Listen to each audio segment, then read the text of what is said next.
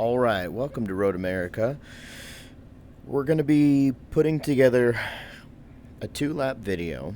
The first lap, I'm going to talk through any important things about the track that I feel are worth mentioning.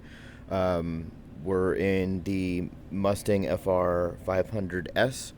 I believe it's 325 horsepower. It's like 3,600 pounds, so you can take that information accordingly. I have someone that's going to be driving this track in real life very soon, so I wanted to put together this video and really kind of see how it comes out. I'm going to keep my editing requirements to a bare minimum, so we're going to try to just do this straight through.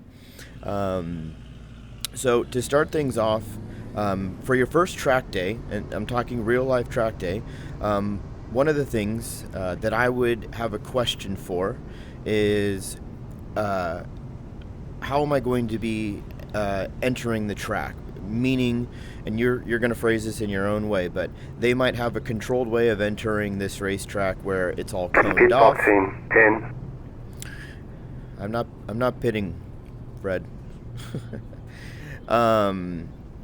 But you're going to enter the racetrack, 5.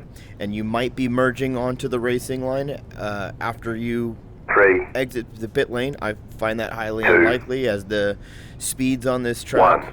There might be some Right here. restrictions. They might require you to stay to the right-hand side of the track until you get to the apex of one. So finding that out, finding that information out is going to just help get your day started off on the right foot. So this is basically where I'm talking about. We could potentially legally merge over to the racing line. That might be restricted depending on the track event company that is running the event. So turn 1 is the one we just went through. It's a very fast corner. The curbs are going to be one of the things that you'll have to make a decision on if you want to use, and that's going to be dependent on how aggressive they are, how your car is set up, whether or not you feel like it's beneficial or not, and assessing the risk as well.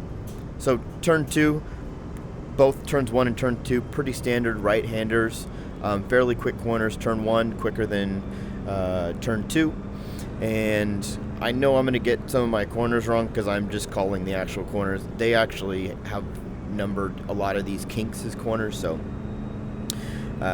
yeah, I'm not getting too detailed when it comes to that type of information. So onto this second straightaway, very fast track, very fast part of the track here as well, into a pretty heavy braking zone, into a downhill left-hander.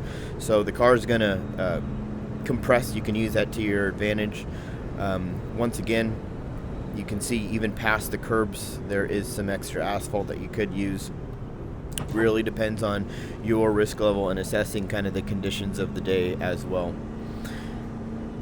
To this uphill left-hander, this is a little bit of a trickier corner, not a very quick corner, but you will be most likely braking before you get to the sign and over this crest.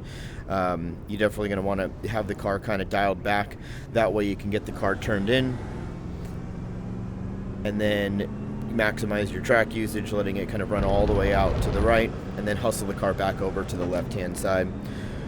This right-hander, you'll have to determine whether you're going to need some brakes or a lift. Pretty quick corner. Use all the track, work your way back over to the right-hand side. Here we've got pretty good visibility of the next corner to the left.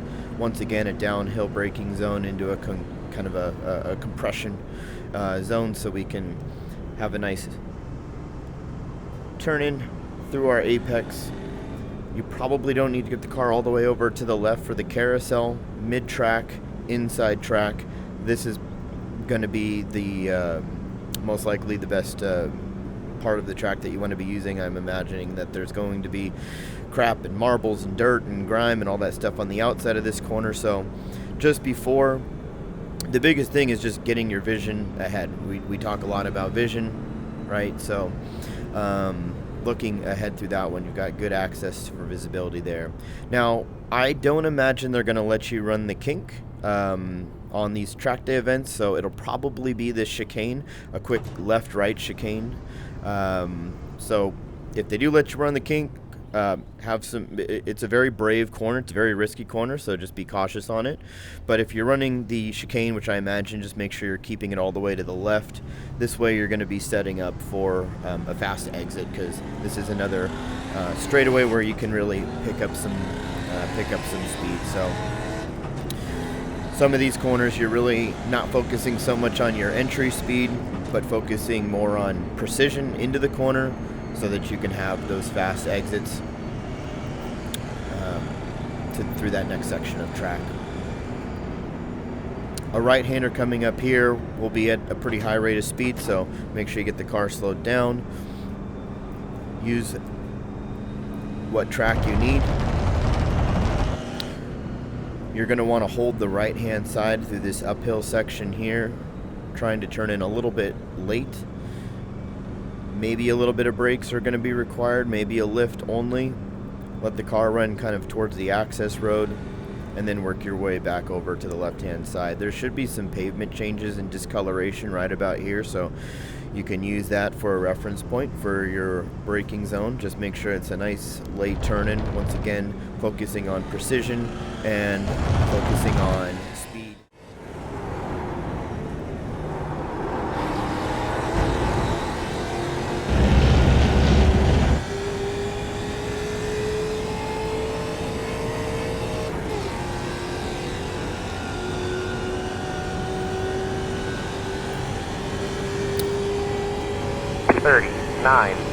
.579. That was your fastest lap of the session.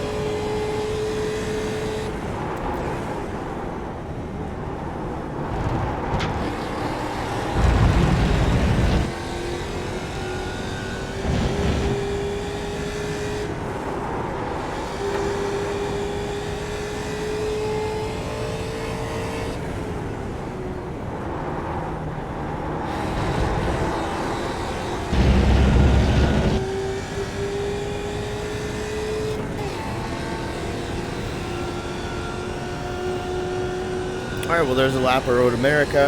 I hope you enjoyed it. I hope you learned something. 37.645. That was your fastest lap of the session. It's a very fast track. It's a very risky track. So be patient out there. Have fun with it. And enjoy. Take care, everyone.